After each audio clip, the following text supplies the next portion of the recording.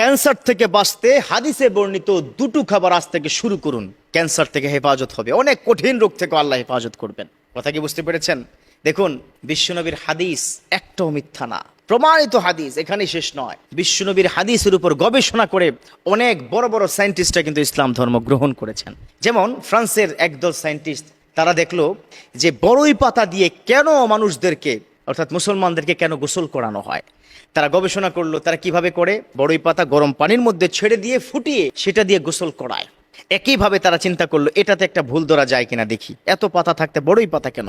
ওই সায়েন্টিস্টরা সবাই মিলে সিদ্ধান্ত গ্রহণ করলো, মরুভূমির ১৫০০ বছর পূর্বের সেই মোহাম্মদ, সে আবার বড়ই পাতা পেল কোথায়, তার মাথায় এটা ঢুকলো কি করে, দেখি এটার মধ্যে ভুল ধরা যায় নাকি।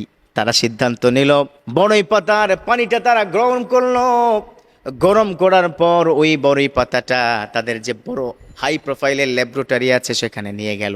নিয়ে যাওয়ার পরে তারা থান্ডার্ড হয়ে গেল, তারা দেখে আশ্চর্য হয়ে গেল। সাথে সাথে তারা কালেমা পড়ে ঈমান গ্রহণ করলো। সুবহানাল্লাহ।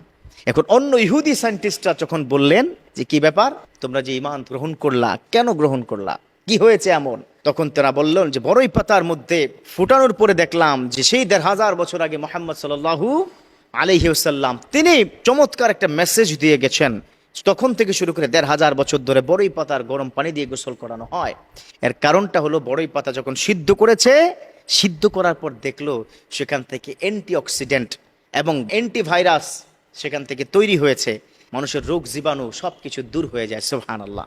তো এই যে বিশ্বনবীর হাদিস, সেটা কিন্তু প্রমাণিত। বিশ্বনবী বলে দিয়েছেন যে দুটো খাবার যদি আমার উম্মতের মধ্যে কেউ কন্টিনিউ খায়, তাহলে সে দুটো খাবারের কারণে তার যত বড় জটিল রোগ থাকুক সেখান থেকে আল্লাহ হেফাজত করবেন।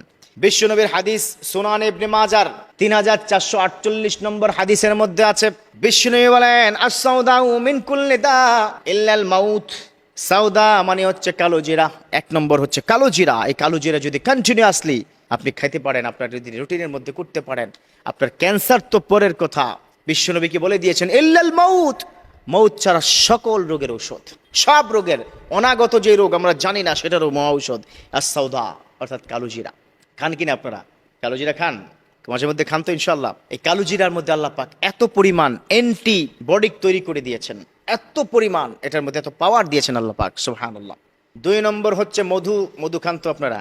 এই মধু সম্পর্কে শুনলে আপনারা আশ্চর্য হয়ে যাবেন যে ১ কেজি মধু তৈরি করতে ২০ লক্ষ ফুলে ভ্রমণ করে একটা মৌমাছি। সুবহানাল্লাহ পড়বেন না? কত কষ্ট করে আপনাকে আমাকে এই মধুটা আপনার সামনে দেয়। আমরা অনেক সময় কি মনে করি যে তারা ফুলে গিয়ে মধু খায়, না না না, তারা ফুলের গিয়ে সেখান থেকে পানি গ্রহণ করে তাদের পেটে গিয়ে সেটা মধু হয়ে যায়। সুবহানাল্লাহ।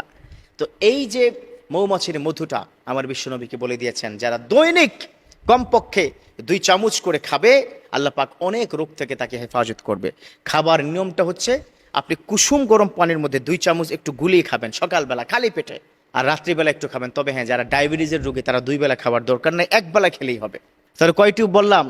২টি যদি খাবার আপনার খাদ্যাভ্যাসের মধ্যে আপনি রুটিন করে ফেলেন, যাই খাই না কেন মধু ২ চামচ খাবই, আর যাই খায় না কেন অন্তত ১-২ চিমটি পরিমাণ কালো জিরা খাবই। যদি এটা খেতে পারেন, ইনশাল্লাহ জটিল ও কঠিন রোগ থেকে আল্লাহ হেফাজত করবে, বিশেষ করে ক্যান্সার থেকে আপনাকে হেফাজত করবে। কারণ হলো ক্যান্সারটা হচ্ছে একটা বডির মধ্যে এত ভয়ঙ্কর রূপ ধারণ করে। যাদের ক্যান্সার হয় তারাই বুঝে কত যন্ত্রণা, কেমো দিতে হয়, দিতে দিতে চুল পড়ে যায়, বডিটা কালো হয়ে যায়, তার বডির বিভিন্ন অঙ্গগুলো নষ্ট হয়ে যায় কি ধীরে ধীরে। সো ওই ক্যান্সার থেকে যদি হেফাজত থাকতে হয়, তাহলে এই দুটো খাবার খেলে অ্যান্টিবডিক তৈরি হবে, আপনার শরীরের মধ্যে আলাদা একটা এনার্জি তৈরি হবে। আল্লাহ আমাদের প্রত্যেককে দুটো খাবার রেগুলার মেনটেন করে খাবার তৌফিক দান করুক, বলুন আমিন।